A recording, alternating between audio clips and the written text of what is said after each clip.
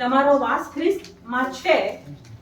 હવે 2 કરી 5 17.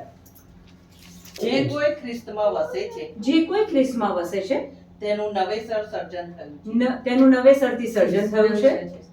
જૂનું બધું ચાલ્યું ગયું જૂનું બધું ચાલ્યું ગયું અને જુઓ અને જુઓ નવું બની ગયું. નવું બની ગયું. એટલે કે પેટ આગળ હતું તો પેટ જતું રહ્યું. આત્મિક નહીં? આત્મિક રીતે, માણસ કાળું હતું તો પછી એ કાળો કલર જતો રહ્યો. એવું નહીં? જે જે કોઈ ખ્રિસ્તમાં વસે છે તેનું જૂનું બધું ચાલ્યું ગયું અને જુઓ બધું નવું થઈ ગયું. 1 પીટર 1:23 કહે છે કે તમારો જન્મ નશ્વર નહીં પણ અવિનશ્વર બીજ મારફતે થયો છે. જ્યારે માણસનો પુનર્જન્મ થાય છે ત્યારે જે માણસ પહેલા ગાળો બોલતું હતું, વ્યસન કરતું હતું, ઝઘડા કરતું હતું, એનું હવે અંદરથી આત્મિક બધું નવું સર્જન થાય છે.